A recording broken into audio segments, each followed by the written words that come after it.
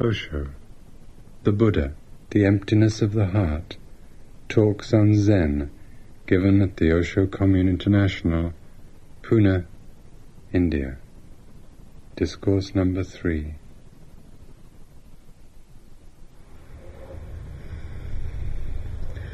Beloved Bhagwan, a layman asked Bankei, though I am grateful for your teaching of birthlessness, thoughts from constantly applied mental habits readily come up, and I get lost in them and have difficulty remaining continually unborn. How can I apply wholehearted faith? Bankei replied, if you try to stop arising thoughts, the stopping mind and the stopped mind become split in two, and you never have any peace of mind. Just trust that thoughts are originally non-existent, but temporarily arise and cease, conditioned by what is seen and heard, and have no real substance. Another layman asked, when I wipe out arising thoughts, they keep coming up from the traces, never stopping. How can I control these thoughts? Bankei replied, wiping out arising thoughts is like washing blood with blood. Though the first blood may be removed, the washing blood still stains. No matter how much you wash, the stain is not removed. This no-mind is originally unborn and undying and without illusion. Not realizing this, thinking that thoughts are existent things, you roam around in the routines of birth and death. Realizing that thoughts are only temporary appearances, you should let them be as they start and stop, without grasping or rejecting them. It is like images reflected in a mirror. Since the mirror is clear and bright, it reflects whatever comes before it, but doesn't keep the images. The enlightened no-mind is infinitely brighter and clearer than a mirror, and is also radiantly aware, so all thoughts dissolve in that light without leaving a trace. If you can believe and trust in this truth, no matter how much they come up, it won't be a hindrance.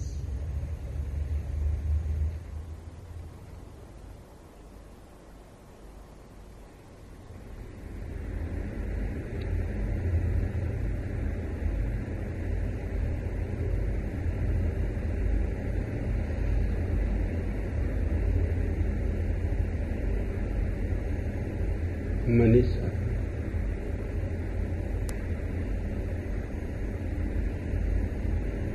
Gautama the Buddha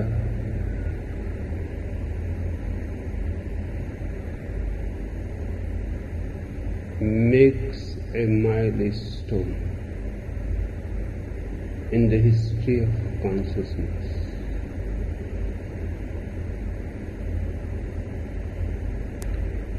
The society and the religion and the civilization that was before him could never be the same after him.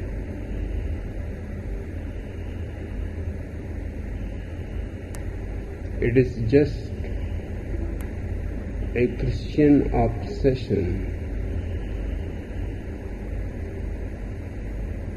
to make Jesus Christ the line that divides from the past to the present day society.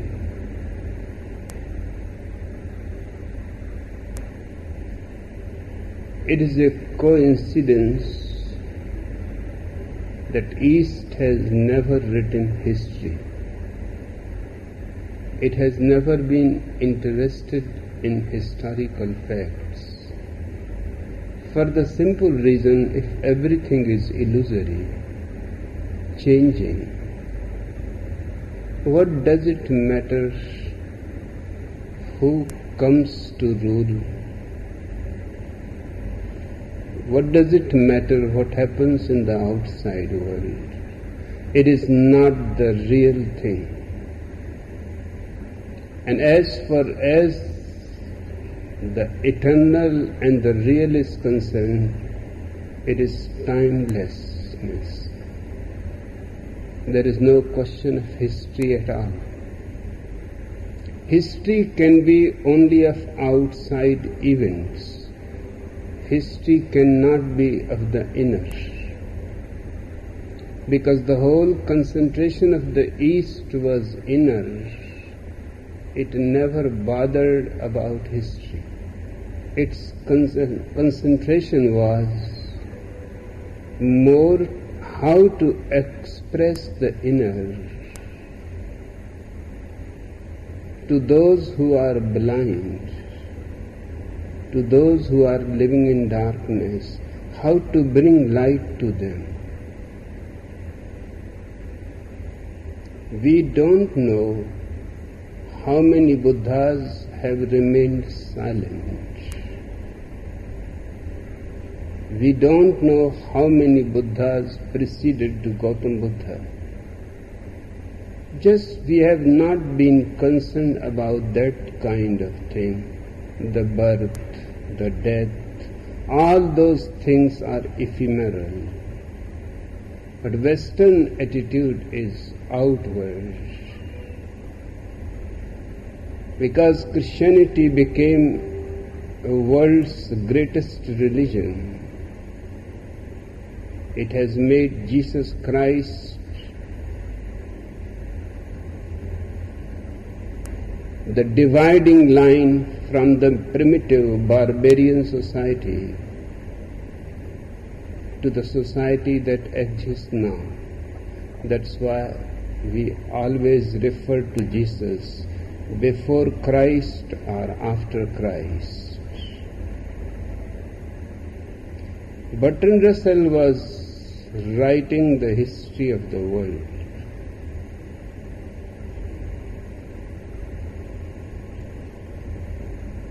He was confronted with the idea that it is absolutely unjustified to divide society in the name of Jesus. The real division happened 25 centuries before with Gautam Buddha. An authentic history should refer to Gautam Buddha. Any accident, any incident has to be either before Gautam Buddha or after Gautam Buddha. Jesus is not a comparison to Gautam Buddha. He was not even claiming that he is enlightened.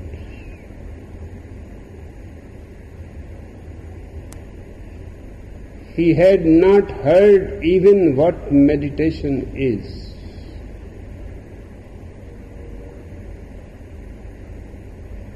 He was claiming only that he is the last prophet of the Jews.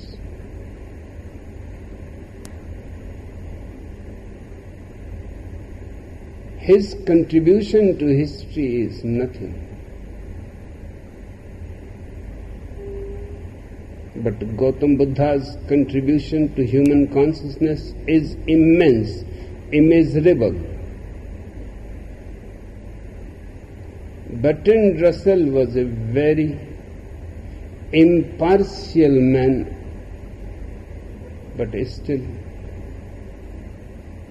childhood prejudices predominate even in your 80s, 90s. He has long away before denied his Christianity. he has written a book, Why I Am Not a Christian. And before the Christian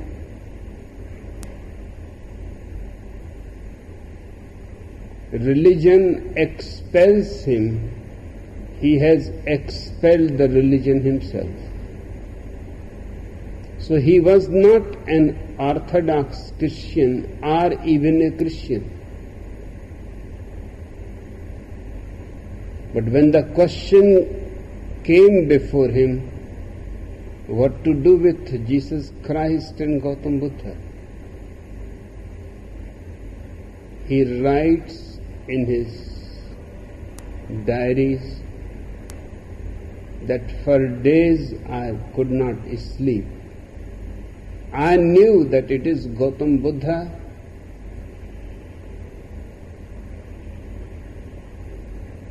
but my deep conditioning, of which I have been never aware, insisted that it has to be Jesus Christ. Jesus Christ is ours. Gautam Buddha is a foreigner.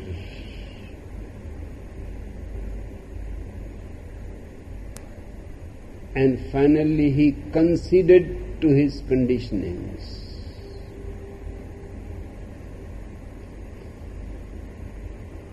After or before Bertrand Russell, nobody has confronted the problem. It still continues. Even the non-Christians have accepted the idea that history is divided by Jesus Christ. I want to make it clear to you that Gautam Buddha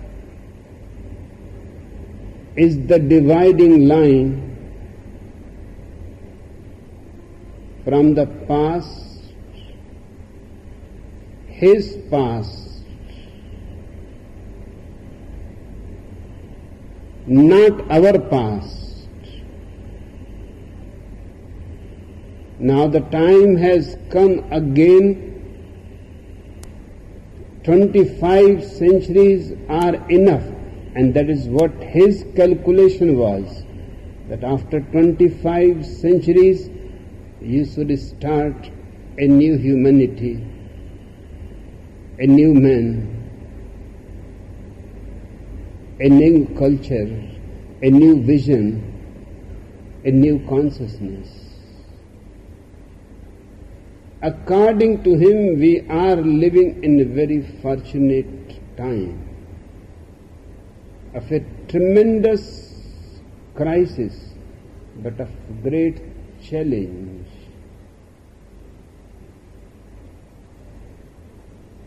And unaccountable possibilities.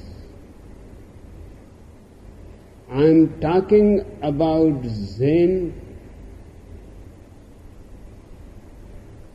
simply for the reason to make it a point that all religions are now out of date.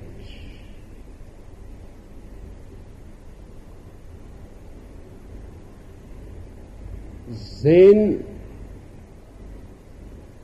has no clingings with the past.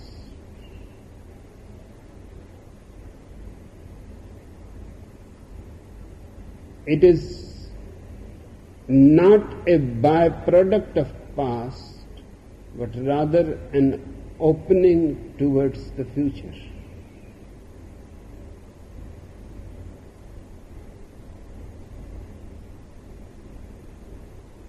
I am not wasting my time and your time unnecessarily. It is not just by chance that I have chosen to speak on Zen. We have come to a point to depart from the society we have lived. A moment of tremendous departure of consciousness. the way man has felt up to now has not been healthy. The way societies have structured themselves has been very sick.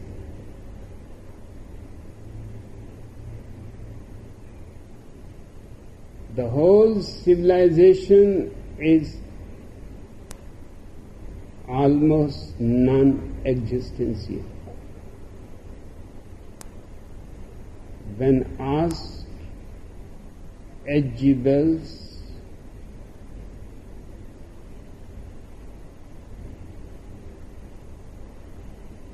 he said that civilization is a good idea, but somebody has to do it. It has not happened yet.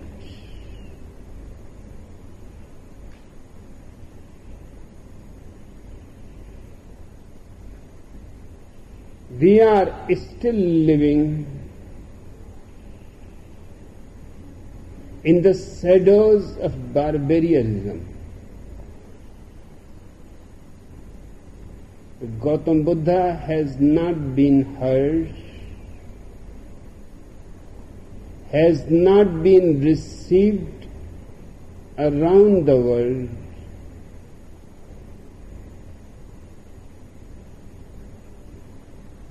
It seems almost he is a mythological figure. He is one of the most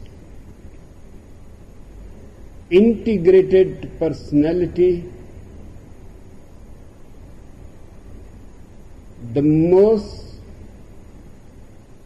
awakened human being that we have produced.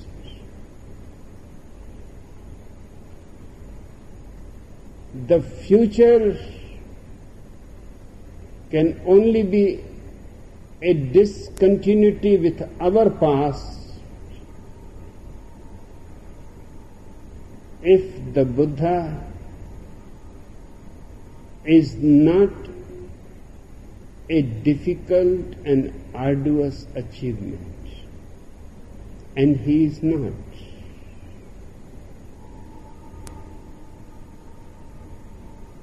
We can create a society where everyone is a Buddha.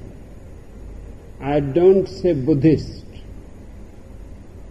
That is an ugly word. The future has not to be dominated by any ism, but just the purity and grandeur of the man Buddha is so alluring.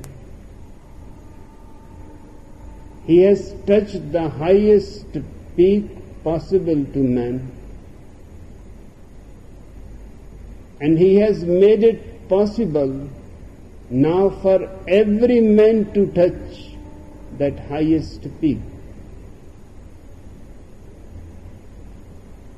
Whenever one man reaches to a certain point in consciousness, that point becomes easily available to anybody who wants to seek it. Gautam Buddha is a pioneer. You don't have to go through all difficulties in which he moved, because there was no precedent.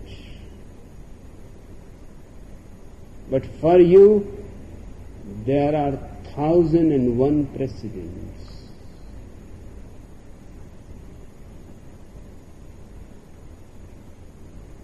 Zen has produced the finest masters,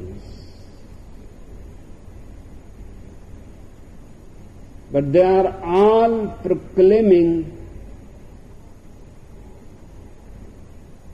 a discontinuity with the past and bringing a new man, the Buddha, the awakened man, a man who lives consciously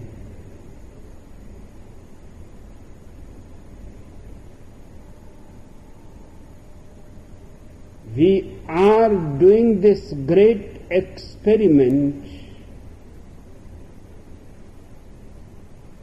These are not ordinary discourses or talks. I am not interested in any philosophy or any political ideology. I am interested directly in transforming you who have gathered around me.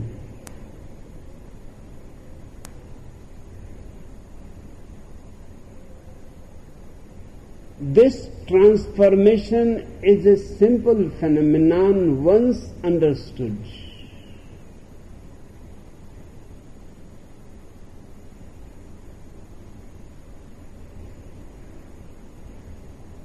What has been asked by a layman to the master Bankei is significant for you all. Bankei is in a way very simple man, not speaking in the philosophical jargon, but in day-to-day language, making very clear points. Even a little intelligence is enough to understand him. He is a man who has been on the hilltops of consciousness and has returned to the world to convey the message.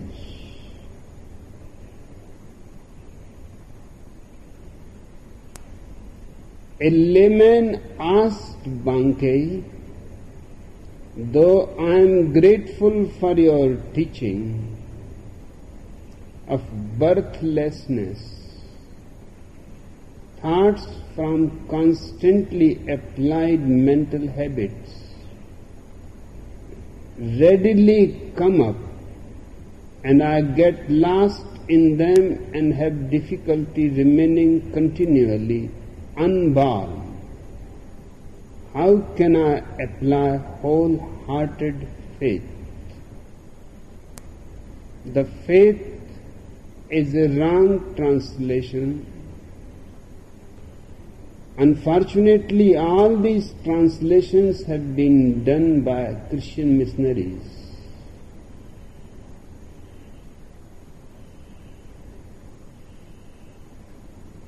There must have been a word something like trust, not faith. But to the Christian, both seem to be synonymous. Just few days before, one man from Japan who is translating one of my books on Dhammapada, Gautam Buddha's greatest scripture, the path of religiousness, wrote to me that I was surprised. You don't know Japanese, you don't know Pali, you don't know Sanskrit.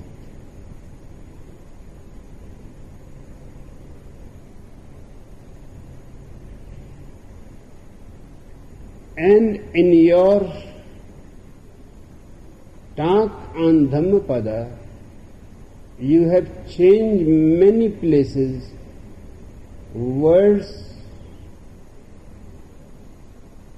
which have been put by the Christian missionaries. He was simply amazed because he looked in the Japanese translations. and he found that I was every time right. He could not believe that a man who does not understand Japanese, how he can say that instead of faith there should be the word trust.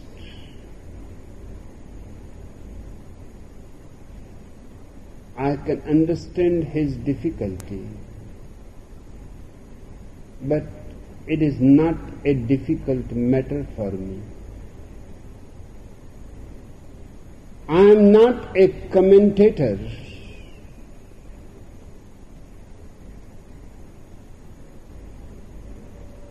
When I speak on anyone, I have no commitment. My commitment is to my own understanding, to my own illumination. And when I say that something is changed in a wrong way, translated wrongly, it does not mean I understand Japanese or Chinese from which the translation has been done. It simply means that I know the very heart of the Gautam Buddha. I know the emptiness of that heart. It is my own experience. No master who has touched the emptiness of the heart can talk in terms of faith. Faith is only for the blind. I have told you the story.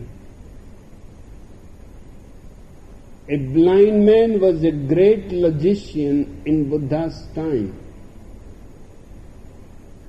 There is no difficulty. Eyes are not needed to be a logician. And because he was a great logician, nobody could prove to him that light exists. He argued and argued so clearly that you are just either befooling yourself or you want me to be humiliated as a blind man. But I say there is no light. And his reasoning was very clear, crystal clear. He said, I am ready for every experiment. I want to touch it. Bring where is light.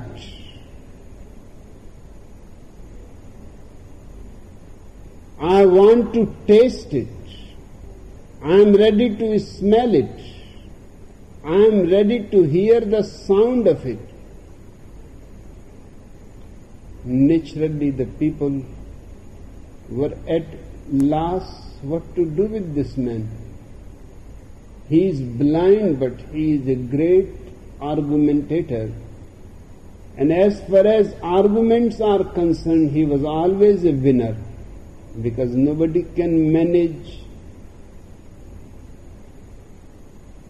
the sound of light, nothing like that exists, the taste of light or the touch of light.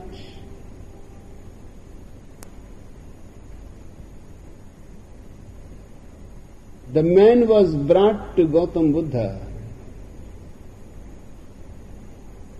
He was just on the way towards the capital Vaisali, and he passed the village where the blind man lived. People thought this is a good opportunity, perhaps the last opportunity. If this man can even defeat Buddha through his argumentation, then we are finished. perhaps light does not exist. Perhaps we are dreaming about light. That's what he used to say to people, that you are dreaming. Just cool down. Be alert, there is no light. All is darkness. They brought the man to Buddha. They thought that Buddha will argue with him. But instead of arguing, Buddha said, you had brought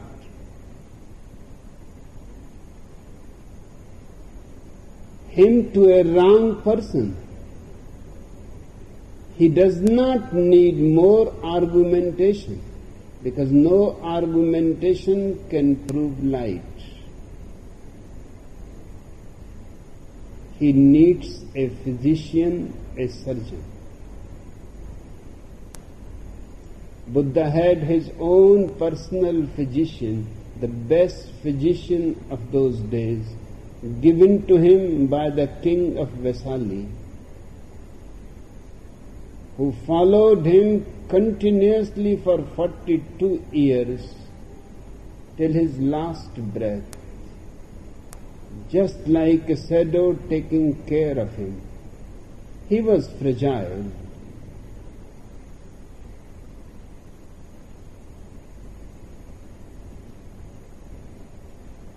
He said to his physician that, take this case in your hands. I will be leaving tomorrow morning, but you remain behind until you are finished with this case. The physician looked into his eyes and he said, it will not be much time. I will soon pick up with you. His eyes are only covered with a thin layer which can be removed within few weeks. He will be able to see light. And after 6 weeks, the physician came with the man in another village where Buddha had moved. The man came dancing.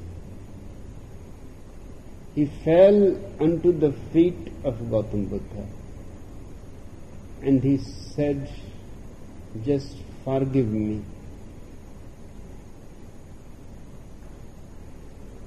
I could not believe something which was not my experience. I am not a man of faith.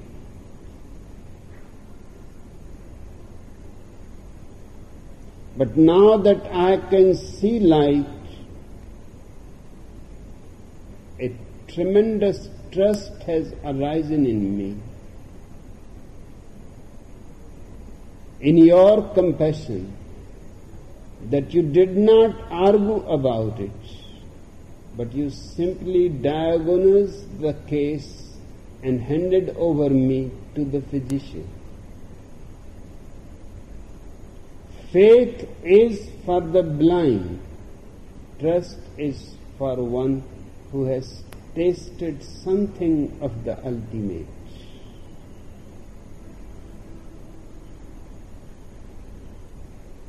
Faithful are the followers. I don't want anybody here to believe or to have faith. I want to trust in yourself that if Gautam Buddha can become an Everest of consciousness, he has proved the point that every human consciousness has the same potential. Trust in it. Trust in yourself. This distinction has to be remembered. Belief is always in somebody else's ideology, and faith is in somebody else's personality. Trust is in your own potentiality. And because a man brings you to your potentiality, you have a tremendous gratitude towards him, not faith.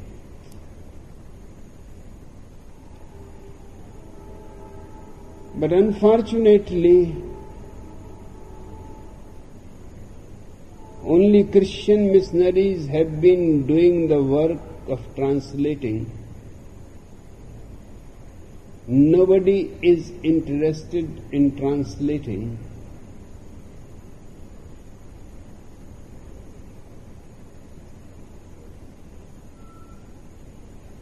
And unconsciously they bring their own conditioning, which is of faith, into their translations. One can immediately say who is the translator of any passage. Is he a Christian or a Mohammedan or a Hindu or a Jaina or a man of his own understanding, not belonging to any organized religion? Only a man who knows the truth can give translation the flavor of truth. Christians know only faith. Have faith in Jesus Christ. But why one should have faith in Jesus Christ? Do you want to be crucified? Because that must be the ultimate attainment. And I don't think you will resurrect. Neither Jesus resurrected, just escaped from the cave.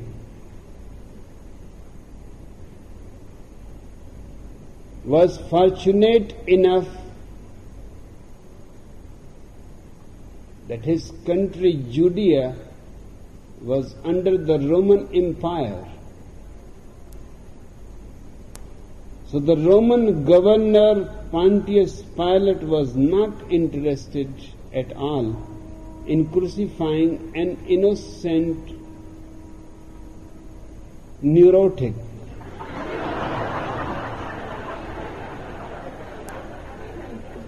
A man who claims that I am the only Son of God can only be thought as neurotic. But it is not harmful, let him think. He is not doing any harm to anybody. Pontius Pilate was of the opinion that he is innocent, he has not committed any crime. And if he enjoys the idea that he is the only begotten Son of God, let him enjoy. If you are jealous, you can have some other idea that I am the only Father of God.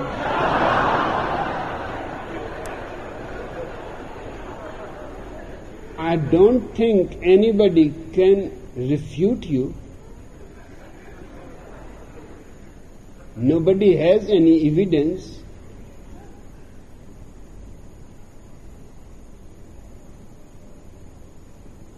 It is just the same as being the Son of God. You can be the Father of God or the brother of God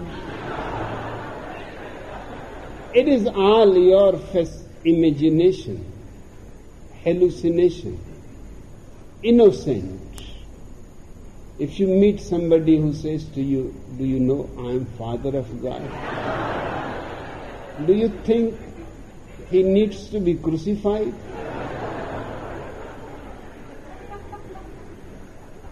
A very nice fellow just simply utters in your ear a truth in which he believes. You know that he has gone off the tracks, but that does not mean that he needs a crucifixion.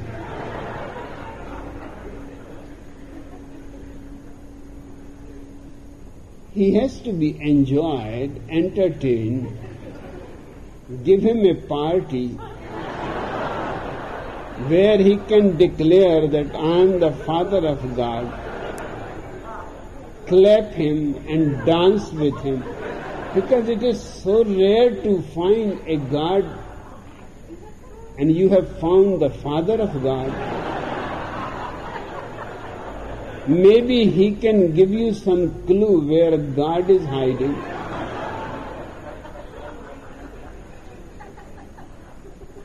Jews were too serious. Unnecessarily, they harassed Jesus. He has not done any harm to anybody. But every organized religion has an ego, a great ego. Jesus was making Judaism a laughing stock,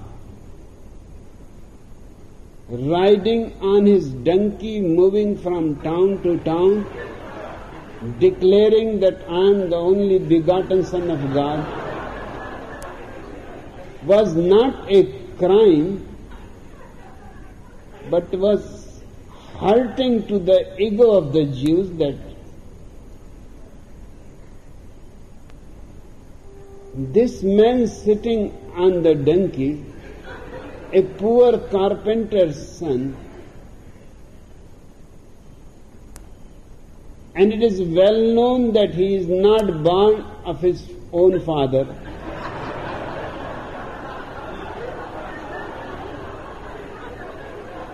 And to accept him as our last prophet, it was difficult to the ego of the Jews. Otherwise, it was an innocent affair. There was no need to be angry with the poor fellow. He needed psychiatric treatment.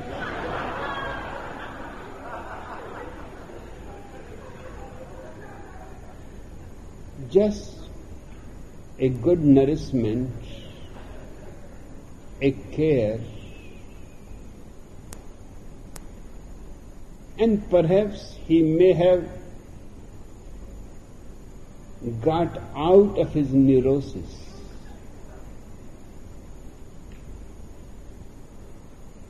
If I meet him anywhere, just a single Yahoo, and he will come down from the donkey, that you can take my donkey. I don't want to argue.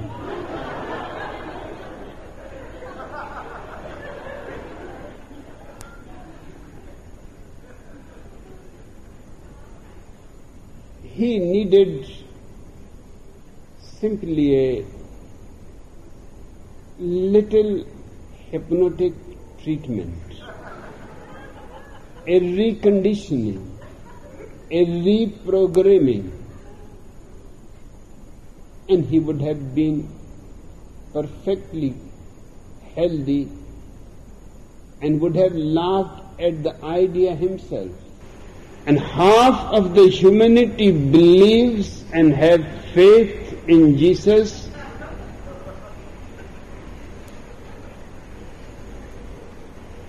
This shows the retardedness of mankind. Certainly this word wholehearted faith is a Christian interpolation. It is not the insight of those who are working on the path Gautam Buddha travels. It is not a path of belief or faith. In fact, you have to throw away all your beliefs and all your faiths. You have to be clean, unburdened, because you are going to touch heights. All these burdens will hamper your progress. You are going to know truth itself, so don't carry any ideas of truth, because those ideas of truth will stand between you and the truth.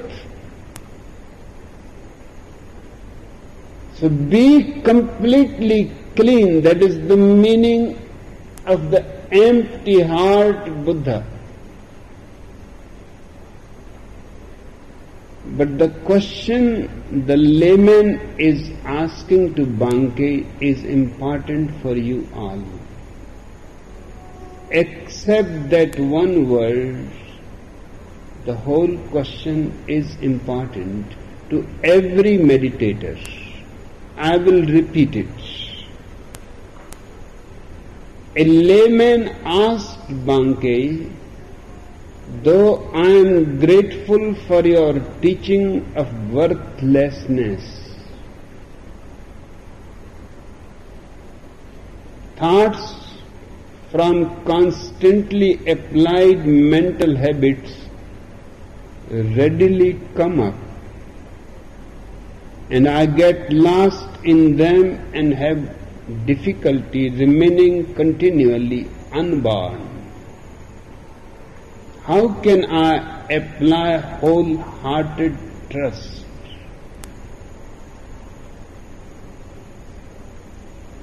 This is the difficulty of every meditator. In different names, the problem is the same. The problem is in your meditations, for a split second maybe, you have the glimpse.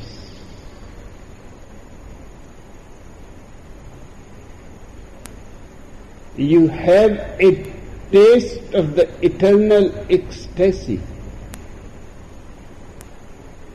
but you cannot remain remembering it 24 hours. Old habits,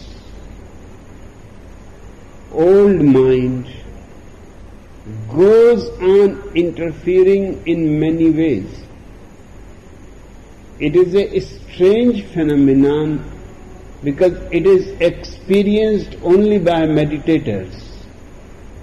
Non-meditators never experience it because they don't have the context. A meditator experiences, but when he comes back from those deep layers, back to his ordinary world, to the circumference, the mind starts creating doubts that you have been dreaming. What nonsense is this eternity? Are you mad that just by closing your eyes and you attain to the ultimate truth? The mind starts creating doubts, and mind is your old friend. 4 million years it has taken to develop. Your meditation is very new, very fresh, just a sprouting seed. Your mind is a Lebanon cedar, 200 feet, 300 feet tall, almost reaching to the stars, 4,000 years old. When you come to the circumference with your experience, suddenly there is a conflict between the new experience and the long 4 million years old mind. This mind will be almost like a mountain, and your experience is just a rose flower.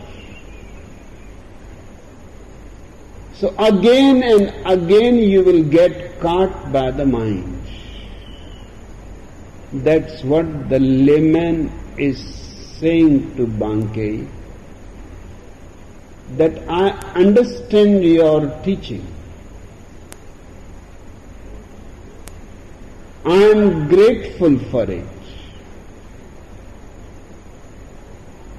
But it is very difficult to remember it that I have been never born,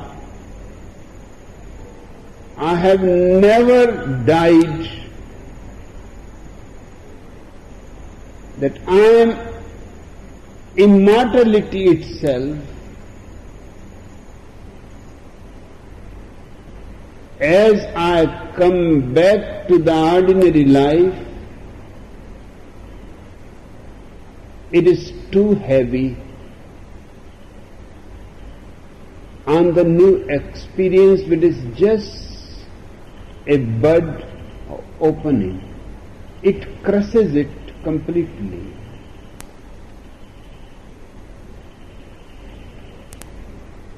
Most meditators drop the idea,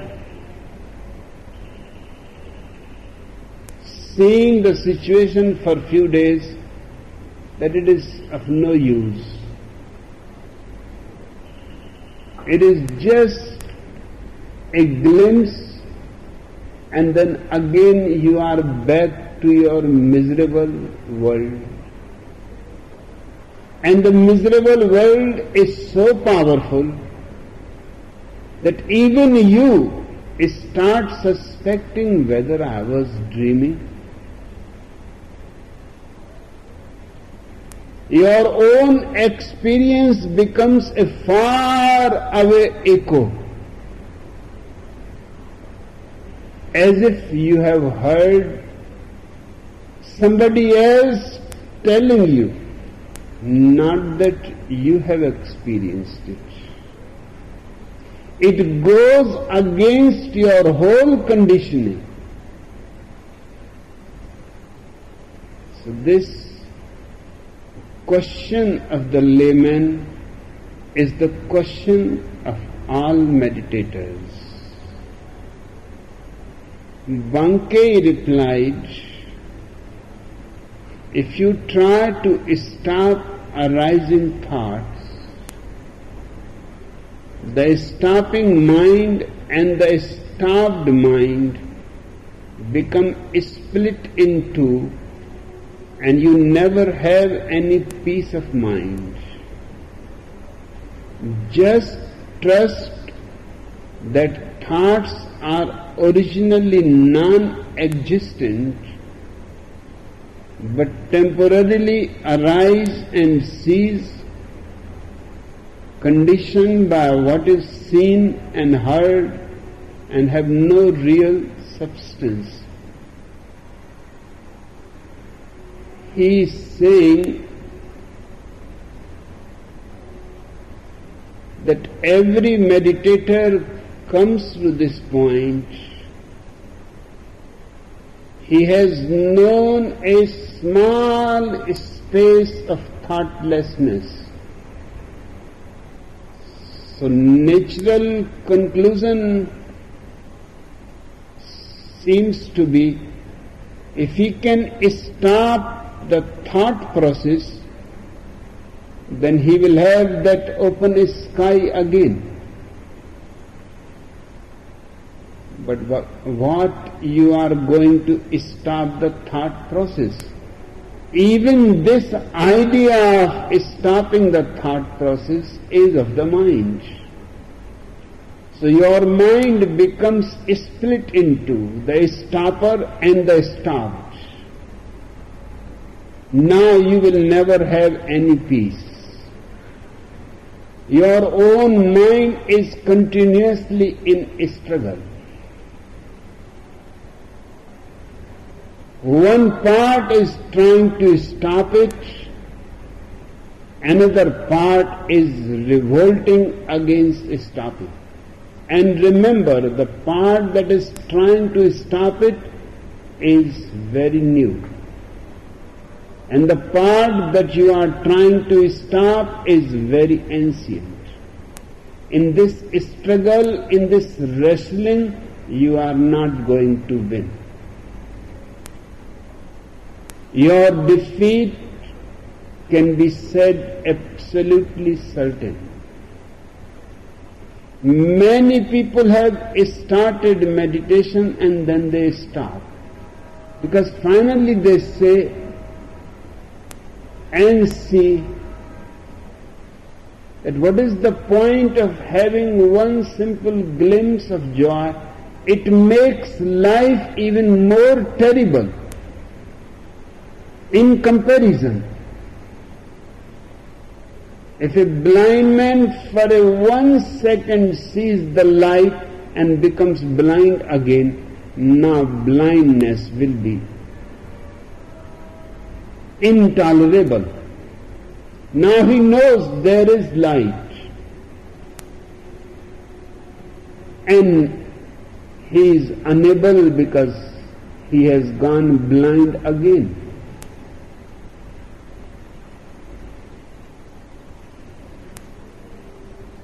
A meditator has to remember not to struggle with the thoughts. If you want to win, don't fight. That is a simple rule of the thumb. If you want to win, simply don't fight.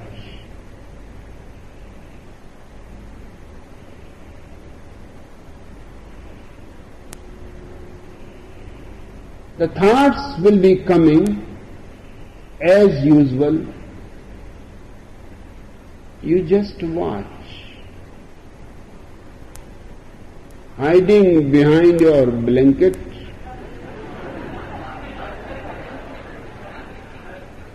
Let them come and go. Just don't get involved with them.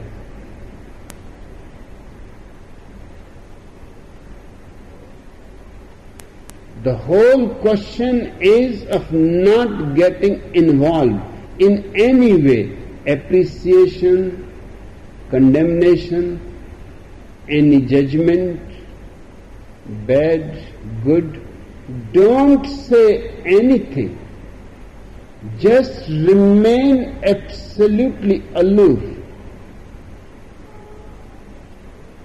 and allow the mind to move in its routine way. If you can manage, and this has been managed by thousands of Buddhas, so there is not a problem. And when I say this can be managed, I am saying on my own authority. I don't have any other authority. I have fought and I have tortured myself with fighting, and I have known all the split that creates a constant misery and tension, and I have also known. Finally, seeing the point that victory is impossible, I simply dropped out of the fight. I allowed the thoughts to move as they want. I am no more interested. And this is a miracle, that if you are not interested, thoughts start coming less. When you are utterly uninterested, they stop coming. And a state of no thought, without any fight, is the greatest peace one has ever known.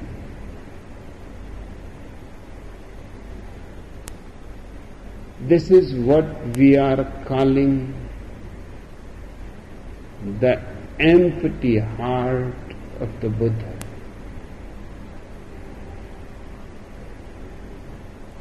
Another layman asked, when I wipe out arising thoughts, they keep coming up from the traces, never stopping. How can I control these thoughts? It seems Bankei has authentic disciples interested in meditation, because all their questions are eternal questions of meditators. The questioner is saying, when I wipe out arising thoughts, they keep coming up from the traces, never stopping. How can I control these thoughts? The very idea of control is a fight. The very idea of control makes you involved. You don't have to stop, you don't have to wipe them off, they will come back. You don't have to control them.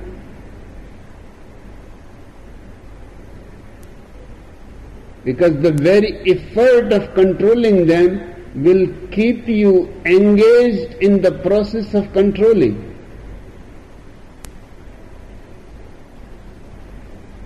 And a strange fact to be remembered, that the master is as much a slave to his own slave as the slave is the slave of the master. If you manage to control your thoughts, you are stuck with control. You cannot leave that place. You cannot go away for a holiday. You are controlling your thoughts and your thoughts are controlling you. You cannot move into meditation by controlling. You can move into meditation only by being indifferent, just a watcher. Whether it comes or not, makes no difference. Just let the thoughts flow on their own accord, and you stand aloof, just watching. The word watching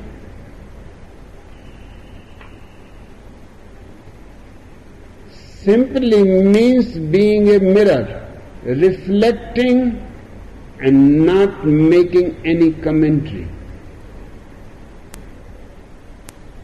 No mirror makes any commentary.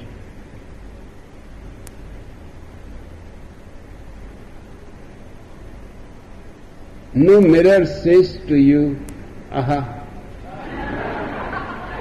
how beautiful."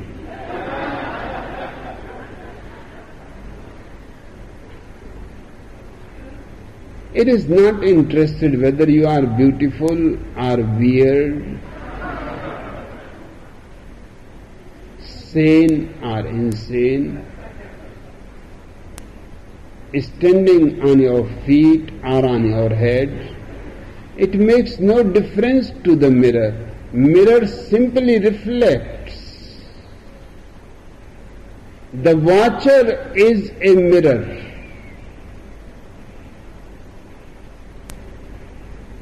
It simply watches and remains empty. No content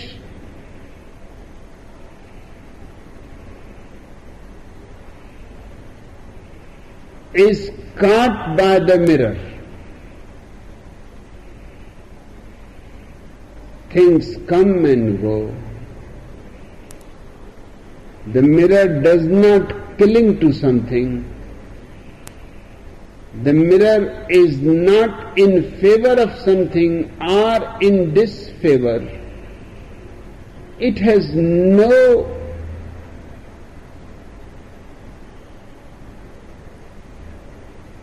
notions about what passes before him.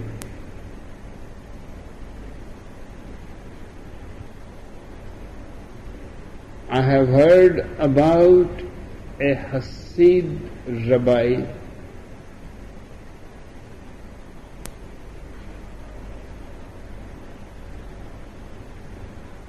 Hasidism comes closest to Zen. It is a small branch of rebellious Jews.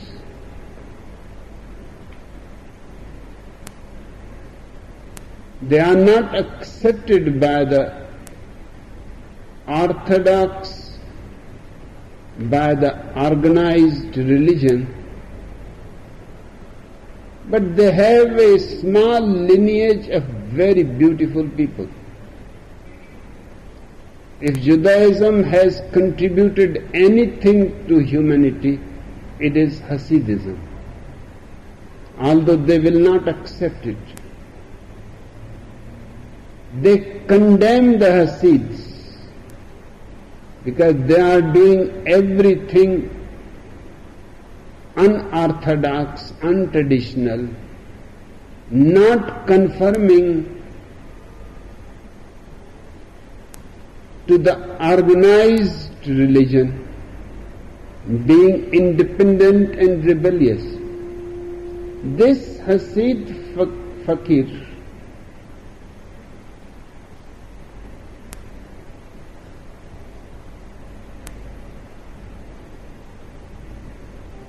was walking in the middle of the night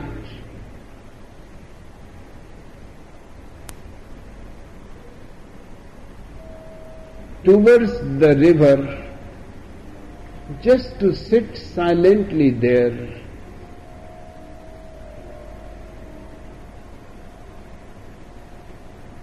A watchman of a great palace used to see him come every night in the middle. Finally, it became impossible to resist, and the watchman stopped the Hasid and asked him, I have been watching for months, not even a single night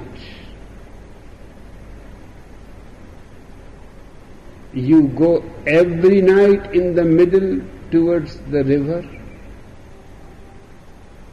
What you do it? I have seen you, I have followed you, because this is my work to keep watch around the palace. And first I was suspicious. This man comes every night, passes by the palace, so I have followed you, but you simply don't take any note of the palace or anybody following you. You simply go to the river, sit on the side bank for hours. What are you doing there? The Hasid said, I am also a watchman. Just as you are watching the palace,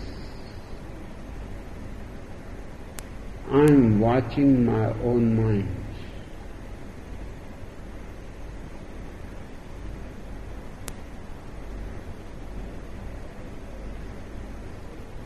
As the watching grows,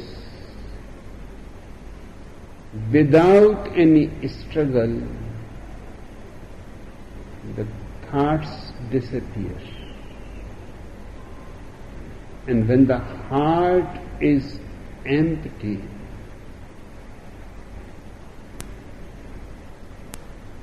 you are the Buddha.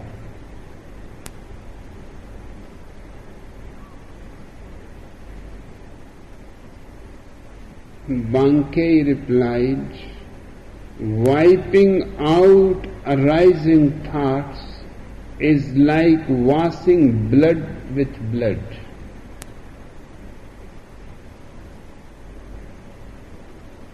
I told you he is a very simple man.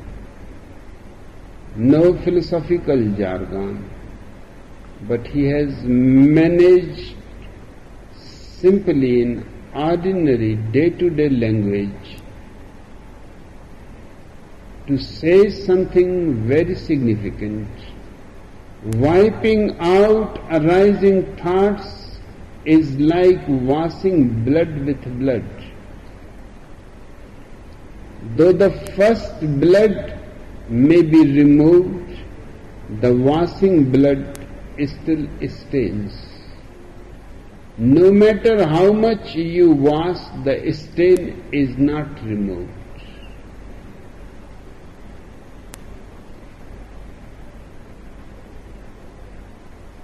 Fighting with thoughts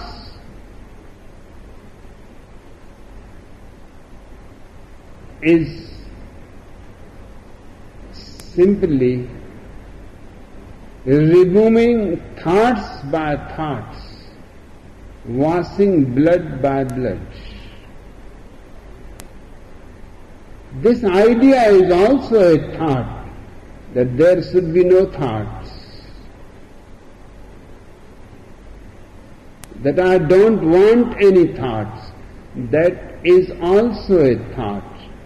The watcher is not allowed to have even this prejudice. Whether they are there, he is happy. If they are not there, he is happy. He is simply unconcerned.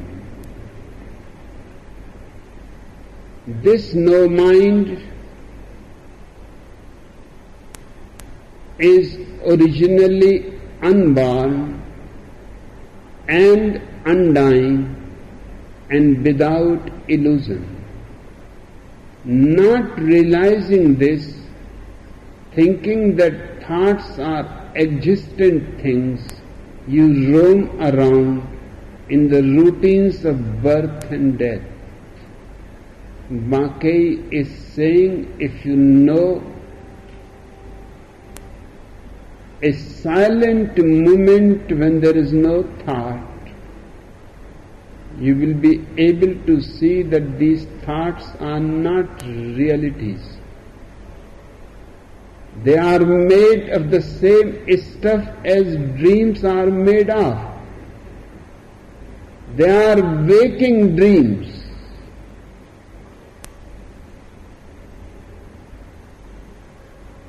You don't have to fight with them. You have just to watch silently. And as your watching becomes deeper,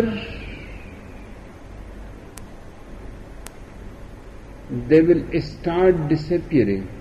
And in their place arises the experience of no mind, of emptiness,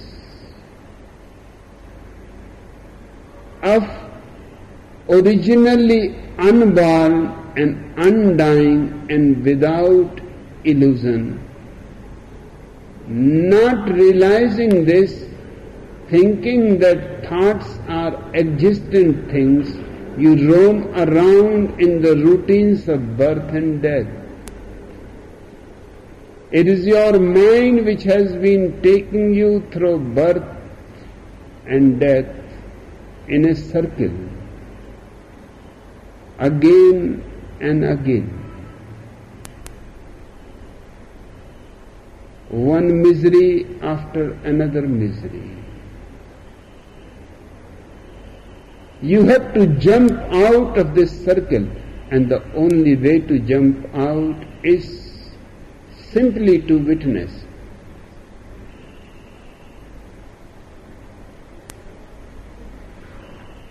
Realizing that thoughts are only temporary appearances, you should let them be as they start and stop, without grasping or rejecting them. Don't do anything at all. It is like images reflected in a mirror. Since the mirror is clear and bright, it reflects whatever comes before it, but does not keep the images. Just be a mirror. The enlightened no mind is infinitely brighter and clearer than a mirror, and is also radiantly aware, so all thoughts dissolve in that light without leaving a trace.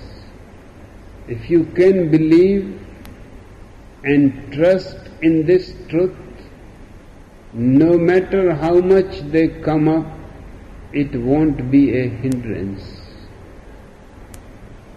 Again, object about the word believe,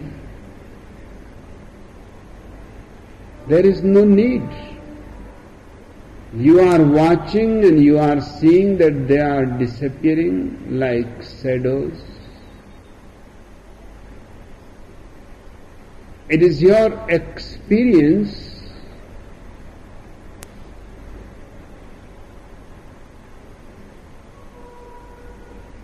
This sentence again brings the Christian mind in.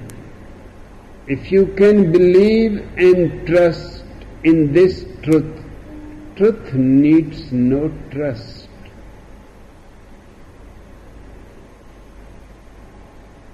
No belief.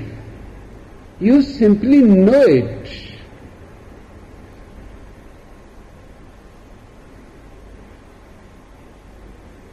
And once you have come to know it, you have attained freedom. This knowing is not something like knowledge. This knowing is a transformation. You have moved from the mind to no mind. You have moved from the body to no body. You have moved from form to formlessness. It is a transformation. There is no question of believing or trusting or having faith. But I can understand the poor translator's difficulty. He is doing his best,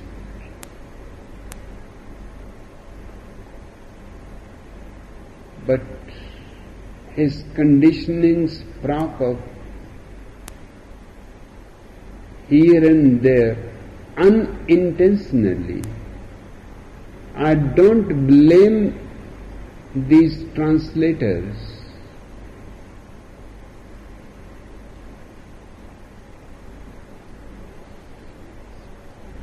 But they have created a difficulty for the West.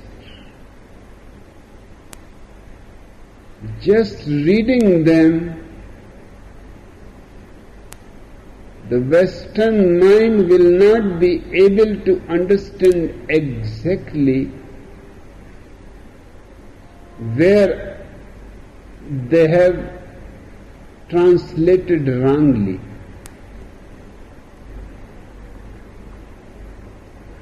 I can see where they are wrong, and I can indicate to you that when you see, you see. When you know, you know.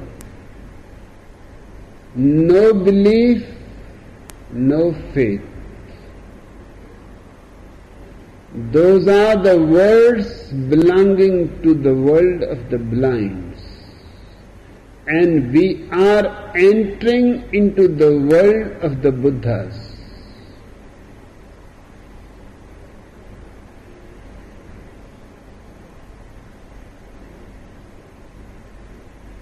A haiku, just a small statement, but far more valuable than great holy scriptures. When the dreamer wakens, he is absolutely absent.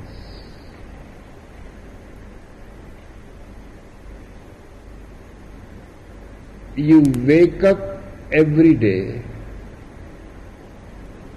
You have one experience. The moment you wake up, dreams are absent.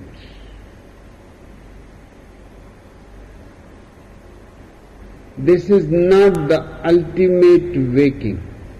When you wake up in meditation, not only dreams are absent, you are absent.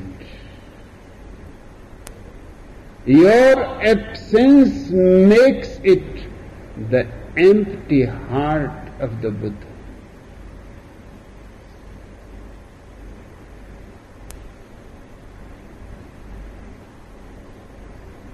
Manisha has asked, beloved Bhagwan, yesterday I remembered to remember my emptiness more often than any other day. I remembered at the tailor's a crucial criterion. I even remembered during rush hour at Mariam canteen the ultimate test. I have understood you to say that through making an effort by we will instill in ourselves a self-perpetuating awareness that finally does not need our active remembrance. I will have become a constant backdrop to all we do. This must be different from simply cultivating a good habit. But just how is it different? Manisha, it is absolutely different from cultivating a good habit. You are not cultivating anything, you are simply remembering. You are remembering your own experience.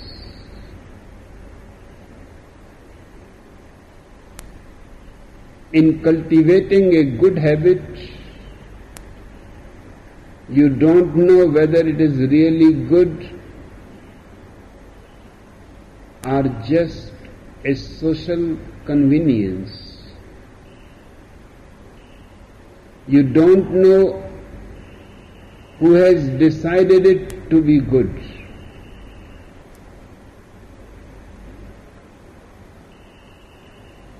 Because in every society, culture, civilization, different things are thought to be good, different things are thought to be bad.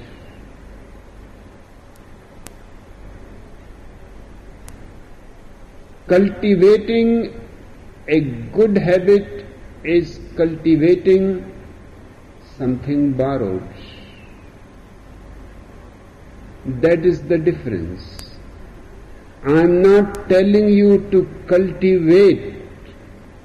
I am telling you to remember your own experience as much as possible. Whenever it is possible, remember it. Give it more nourishment. It is just like watering a rose bush. Giving nourishment to your own experience. The good habit is not your experience.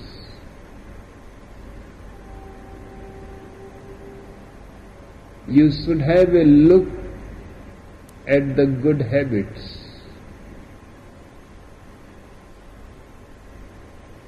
They are all social conveniences.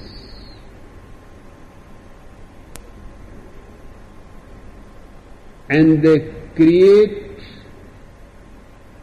a certain personality in you which is not authentic. It does not arise from yourself. It comes from others, parents, teachers, priests, social leaders.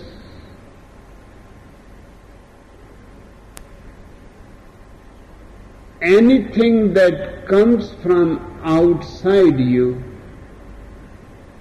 beware of it. However good it may seem, anything cultivated makes you a hypocrite.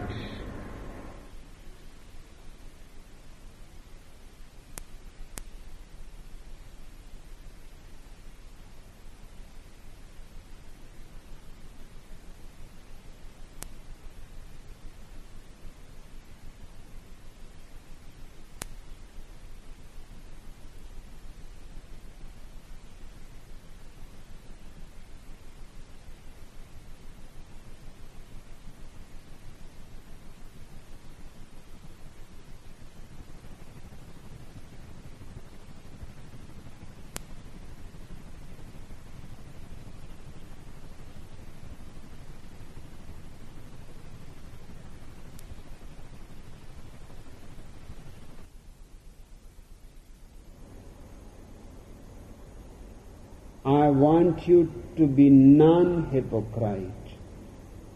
I want you to be authentically yourself.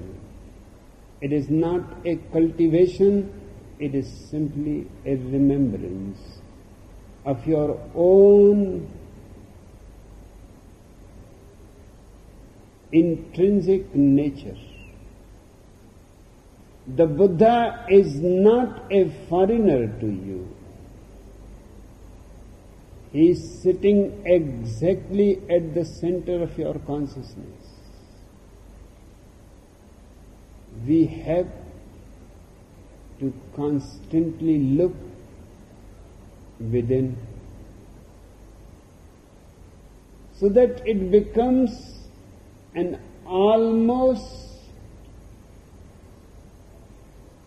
natural flowing current.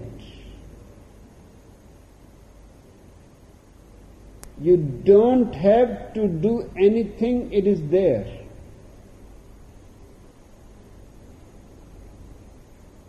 That's why I say it is the most simplest thing, and unfortunately, because it is the most simple and the most obvious, it has been neglected. Nobody bothers about who you are. You yourself don't bother.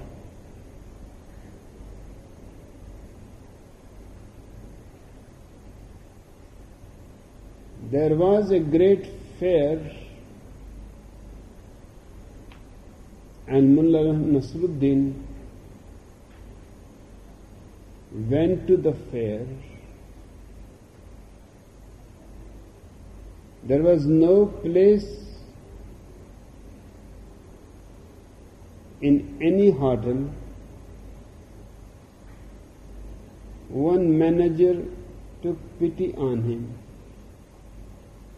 and said that if you are ready to share a room, I can manage to convince a person who is a very gentleman, and it is a 2-bedroom which he is occupying. Nasruddin has no objection. He said, it is perfectly good for me if he is ready.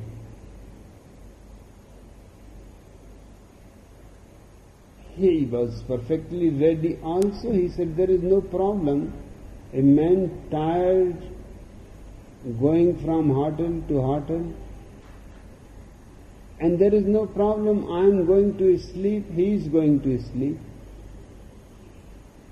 Nasruddin entered the room, set the man high, and then with his shoes, his turban, his coat, everything as he has come in, he went into the bed. The man looked a little surprised.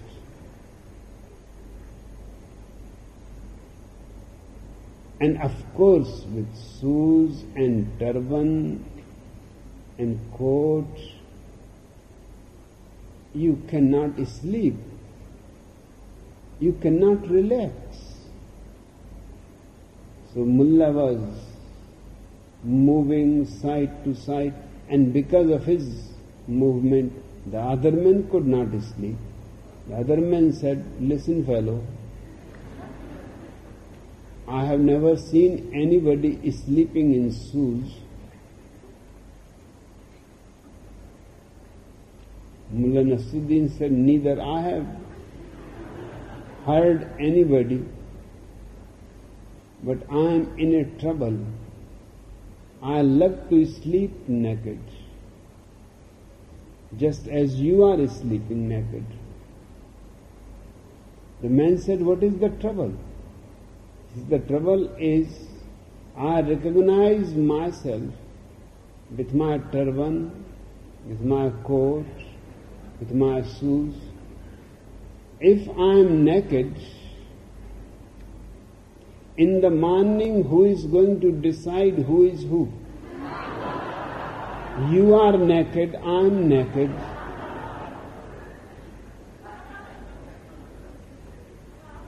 Neither I know who am I, neither you know. The man said, problem is really great, but some solution has to be found because I have to sleep. So he found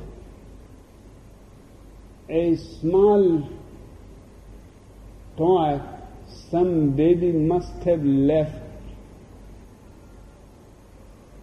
before they occupied the room. So he took the toy and he said, you do one thing. I will tie it to your feet so you will know that you are the man with the toy. Nasruddin said, a great genius you are. Otherwise, I was thinking I am going to die this night, suffocating into the coat and the shoes. So he removed everything, and the man tied the toy, and Nasruddin started snoring immediately. And the man had an idea that let us see what happens. He changed the toy, tied it to his own feet, and went to sleep. In the morning there was havoc. Nasruddin was running out in the open, the whole hotel gathered. The manager said, what is the matter? He said, the matter is so metaphysical.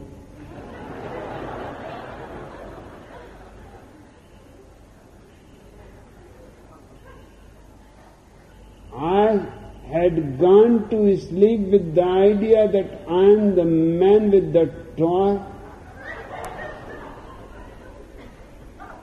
Certainly I am not the man with the toy. The other man is having the toy.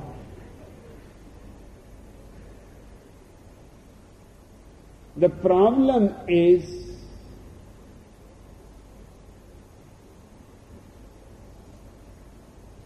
if I am not Nasruddin, who am I?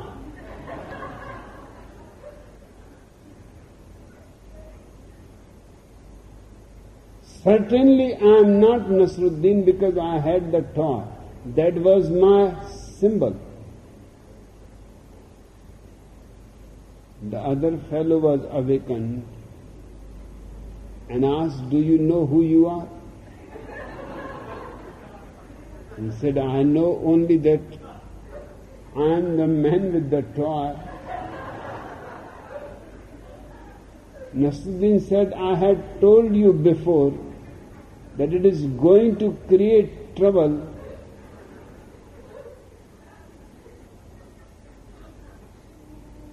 Now for my whole life, I am going to live not knowing who I am. You are Nasruddin, okay. What about me?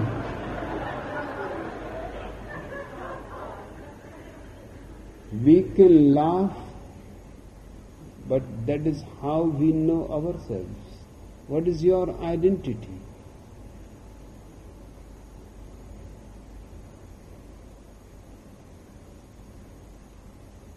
Just a certain face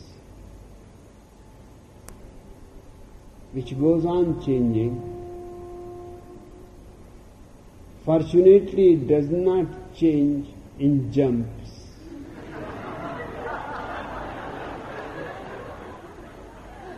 It does not know of sudden enlightenment. It knows only of gradual.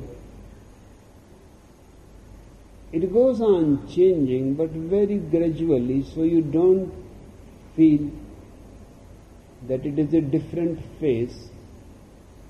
When you go to the bed, you have another phase.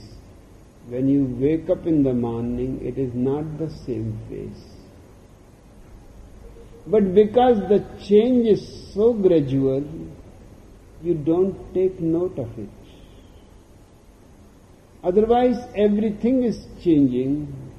Your mustache is growing, your beard is growing, your face is becoming older. Everything in you is a flux, but it is very gradual. So it seems almost stand still. Otherwise, you don't have any identity. If things were jumping, that in the night you went to sleep, and in the morning you wake up and somebody else's face, you look in the mirror, my God, this was never my face. You had been a man and now you are a woman.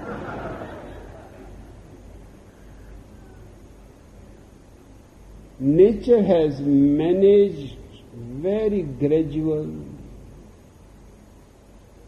change.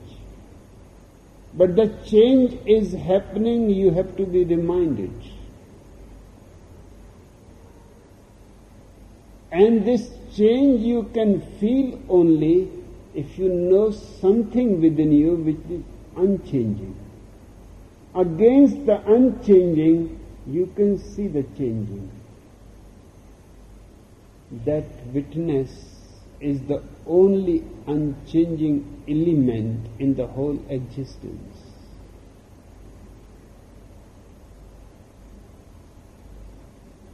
And when you become a witness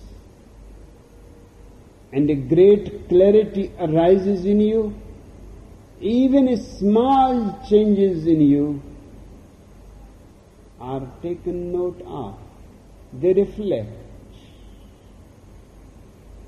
You don't take any care of any change, but your mirror goes on reflecting how you are becoming young, how you are becoming old, how you are moving from life to death, from death to another womb. Your mirror, in its clarity,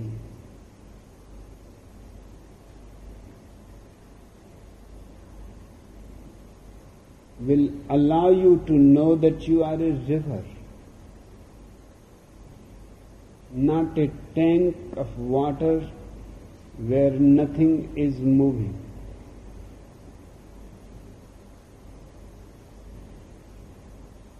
Manisha, the good habit has to be cultivated. You have to force it upon yourself. It is just a thin layer, just a small scratch, and you will forget your good habits. And your natural response will come out. And your natural response is going to be barbarous, because you have never been gone beyond your barbarousness. Meditation to me is the only civilization, the only culture, the only religion. It takes you beyond everything, above the clouds, and you can see everything in you just like a bird's eye view. You need not repeat anything. Now you can be original, responsible,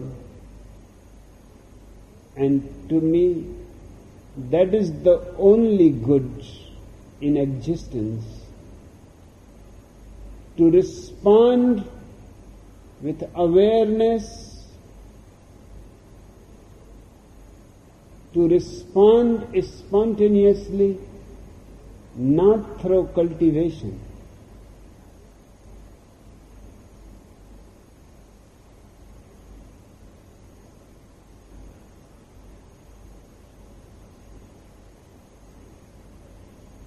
I have heard about a man who was of such an angry temper that he killed his boy because he has disobeyed. And he forced his wife to jump into the well because she was trying to protect the child. The whole village gathered, and the man was very much ashamed. He was so much ashamed that he said, I will renounce the world. I am going to become a saint.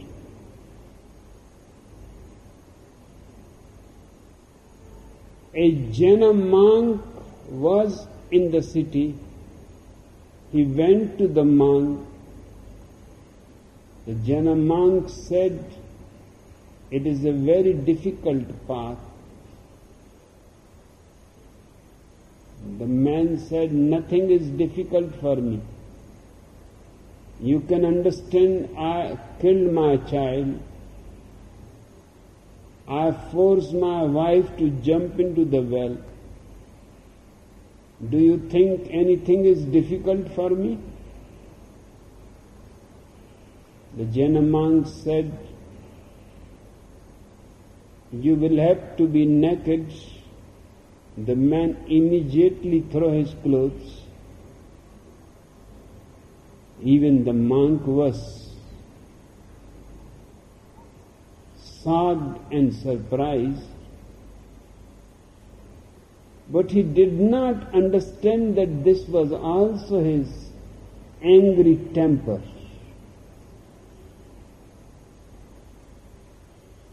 He initiated him.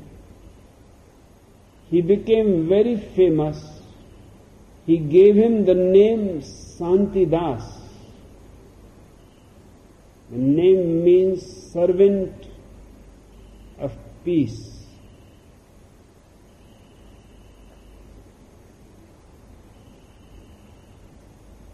After 20 years, he was in New Delhi. One of his friends from the village happened to be in New Delhi, so he thought it is better to see how far Santidas has gone. So he went there. There was a big crowd of worshippers. Santidas looked at him and he recognized him, but he did not show any sign of recognition. A man of his stature cannot recognize a villager. Although they have been friends, the other man immediately understood that nothing has changed, because he has looked at me and he has not recognized me, and he has recognized me. I can see it. His face has changed. So the man came close and said, I have a simple question to ask. What is your name? This irritated the man very much. He said, you don't read the newspapers? The whole capital knows my name. My name is Muni Santidas. The man said, my memory is very bad.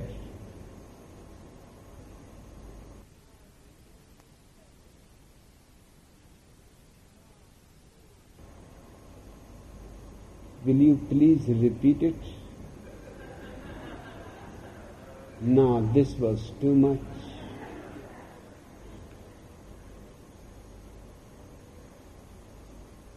He said, I have told you, and I will repeat it, but remember, if you ask again, you know me perfectly well.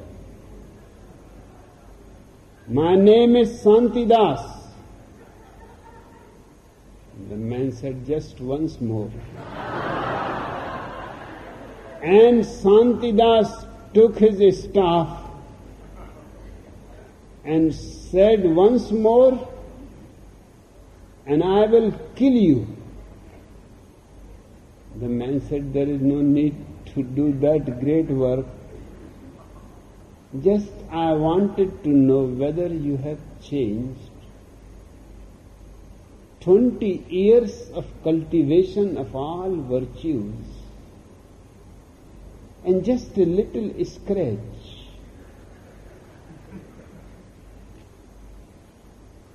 And the old man comes out. All our morality, all our cultivation is superficial. My interest is not in any superficial cultivation, but in a revolution radical which comes out of your meditation.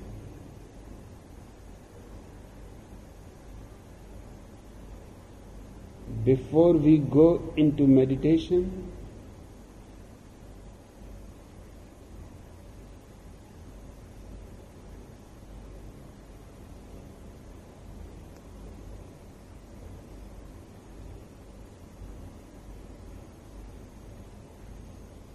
you will be going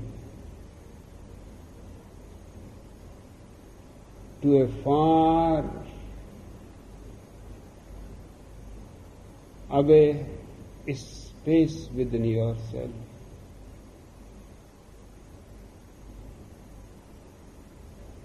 Just go laughing and joyous. Seriousness I hate.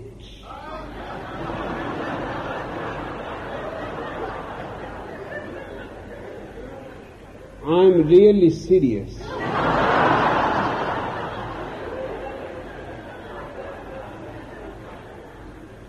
I want my Buddhas to be dancing and singing and enjoying. I want my Buddhas not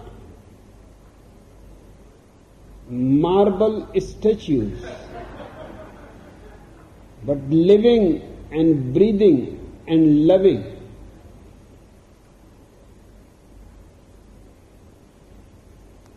Paddy and Seamus are at the bar of the Pickled President pub.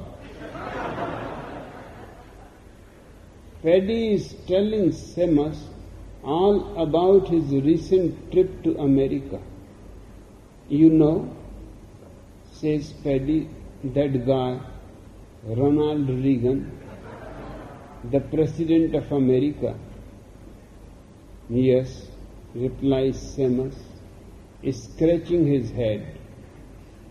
He is that old goat with the pet chimpanzee, right? Right, says Paddy. Well, he has got an office in this place called the White House. Really? Says Seamus. Is it like the White House pub? Probably, says Paddy, but in his office on his desk he has got a button. He just has to push the button and boom, the world is finished. That does not sound like a good idea at all, says Seamus, slurping at another beer. My grandfather is less senile than that Ronald Reagan, and we do not even allow him to push the buttons on the television.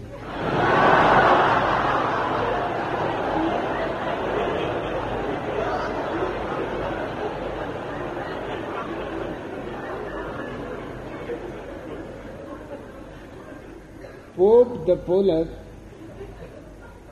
finds that his Catholic Christian empire is crumbling. He orders all the Vatican researchers to try and find a solution to this impending disaster. One day, Cardinal Kadzaz comes charging into the papal office. I have got it, I have got it, screams Kadzaz. In one of the old manuscripts, it says that God has left his final message on a tiny planet at the edge of the universe called Hysteria. Desperate Pope the Pollock empties out the safe of Banco Vaticano and gives the money to the Russians to build him a rocket to take him to Hysteria.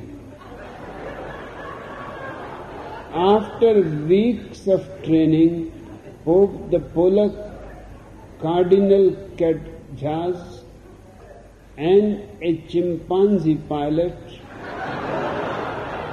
blast off from Earth and hurtle through space towards the distant planet. Light years later, that land at a tiny spaceport in the middle of the Hysteria desert, and the Pollock Pope does his thing, kissing the dirt. On signpost is written the words, God's last message, 40 miles. In full regalia, with his shepherd's staff, rocket-shaped hat, and space suit, Pope the Pollock sets off, trudging through the desert. Cardinal Kadzaz waves the incense burner as they go. 10 hours and 20 miles later, both the Pollock Pope and Cardinal Kadzaz are on their hands and knees, gasping for water. The next morning sees the pair of Pollocks pulling themselves slowly through the sand. That night they reach the top of a small rise and look at the hills in the distance. There, in flashing neon lights, The whole hillside is lit up with God's final message to the universe. It reads, "We apologize for any inconvenience."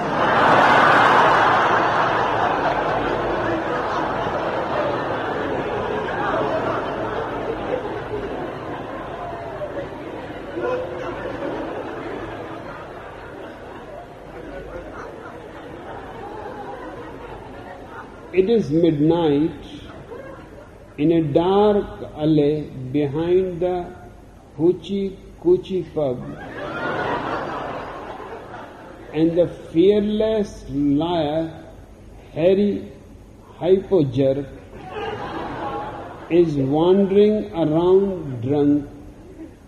Suddenly he is approached by a shabby-looking guy named Fred the Freak, who is wearing a large black overcoat, a big hat, and sunglasses. "Hey," says Fred the Freak, "are you a liar?" "Yes," slobbers Harry, straightening up his tie. "I am." And says Fred the Freak, "Do you handle criminal cases?" "Yes, I do," replies Harry, wobbling a bit. "Would you even help a thief?" asks Fred the Freak. Harry blinks his eyes, adjusts his coat, and says, "Certainly, sir." "Okay," says Fred the Freak, pulling out his gun. "Then you can start by helping me with your wallet." निवेदन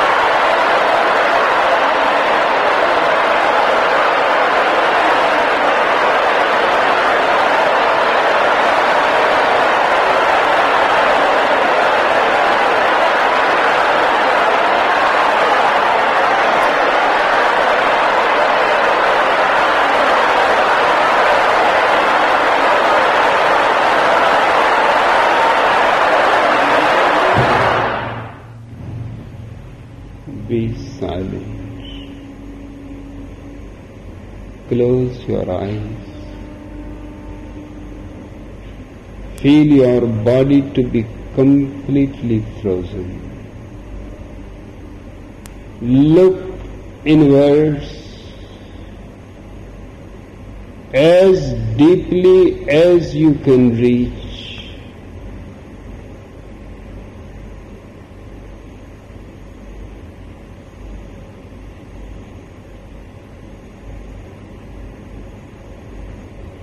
At the very end, you will find your life source.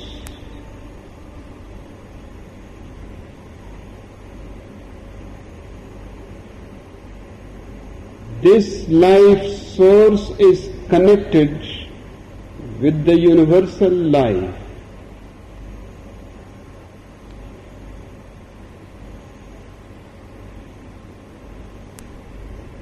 To experience this is to be a Buddha,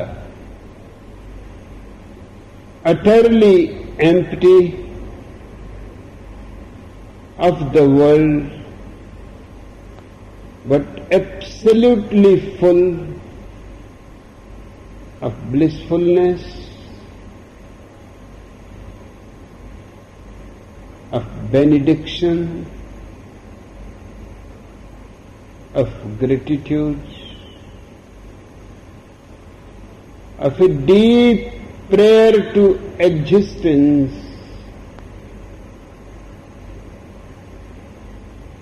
of thankfulness.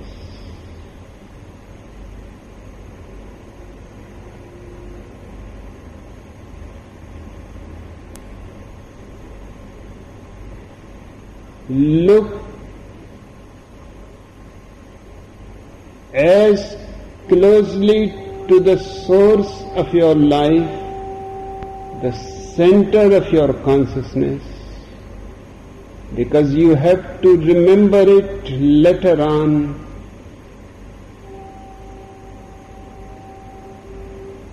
While you are on the circumference of life, doing all kinds of things, but never for a single moment losing the touch of your innermost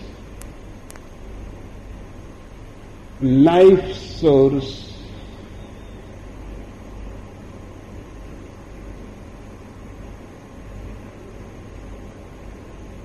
doing everything but as a Buddha.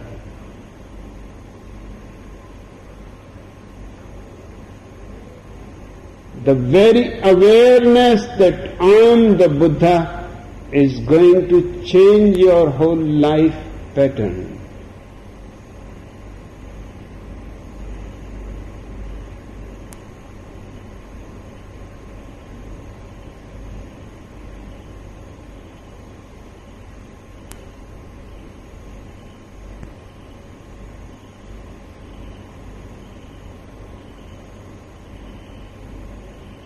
To make it more clear, Nivedana,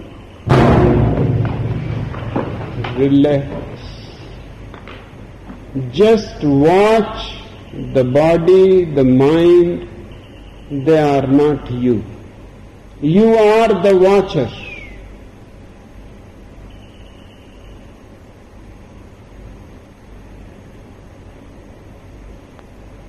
And the watcher is another name for the Buddha.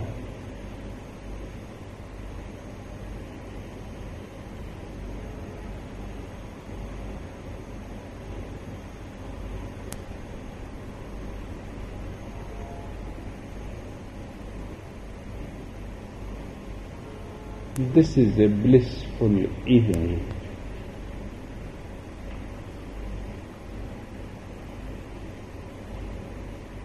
$10,000 people just drowned in an oceanic consciousness of watchfulness.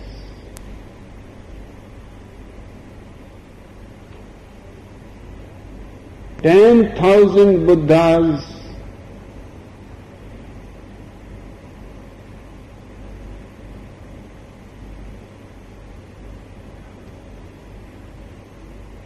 there has never been such an assembly.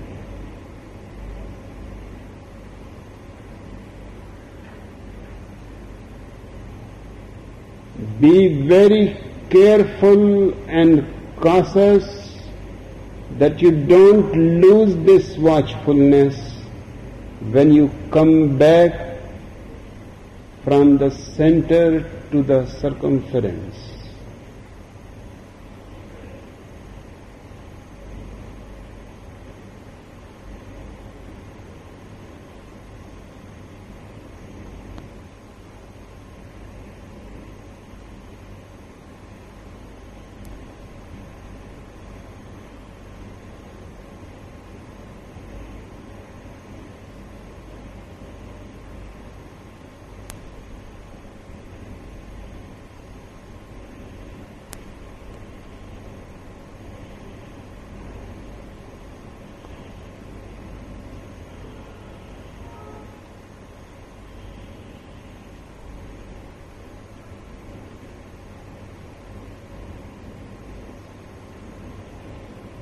Nivedana,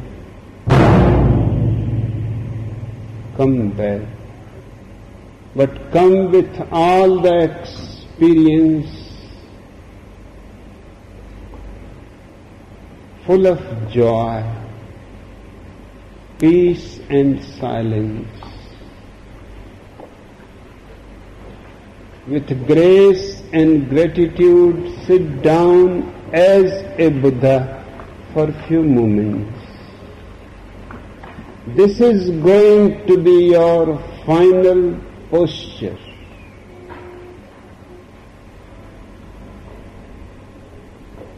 Slowly, slowly, you will be settled in your Buddha nature.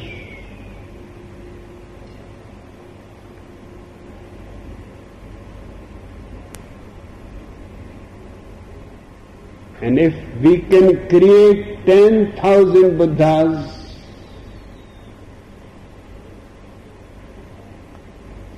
that is enough to save the humanity.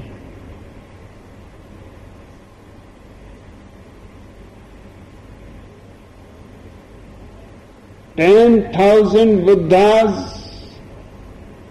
reaching to every nook and corner of the world, simply spreading the love, the compassion, the awareness." And I don't think that if the world has so many Buddhas, it can be destroyed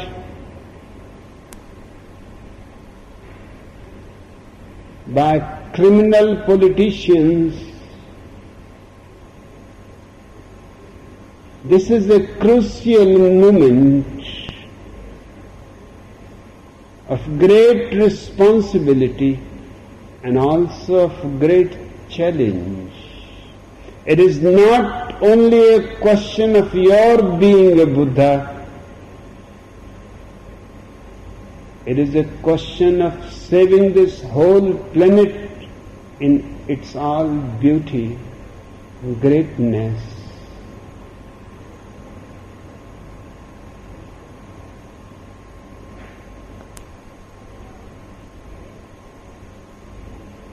In the past, people used to be the Buddhas just for their own sake. Today, times are different.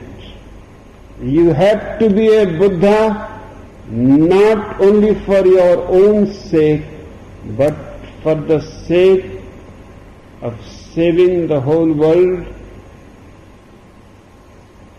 from nuclear weapons and the holder of nuclear weapons. We have to create a great consciousness around the globe. That is our only protection against the destructive science and the criminal politicians.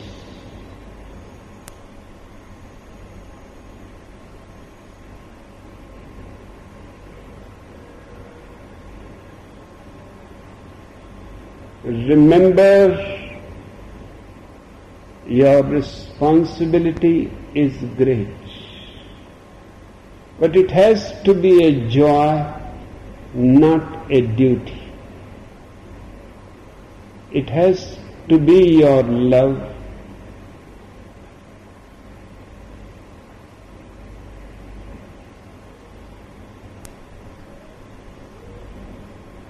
Your sharing of blissfulness, aliveness, your songs, your dances, your love.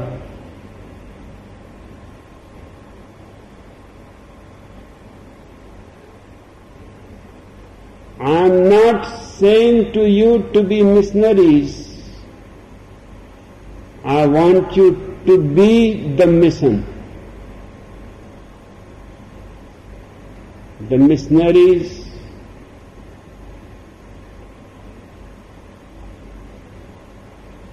have only carried borrowed knowledge. I want you to be the mission in the sense that you will be spreading your own experience. You will be radiating your own Buddhahood.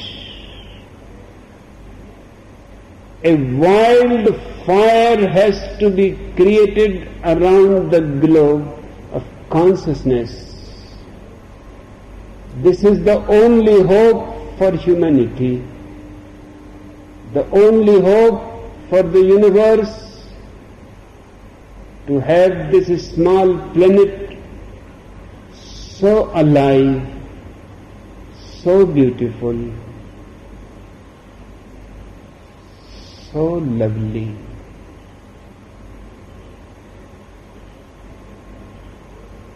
This is for the first time that you are required to be Buddhas, not just for you.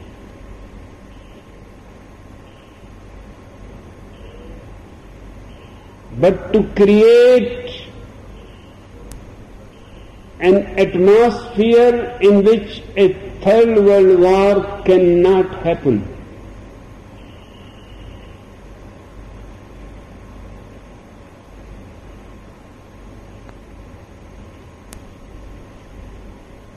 Okay, Manasa?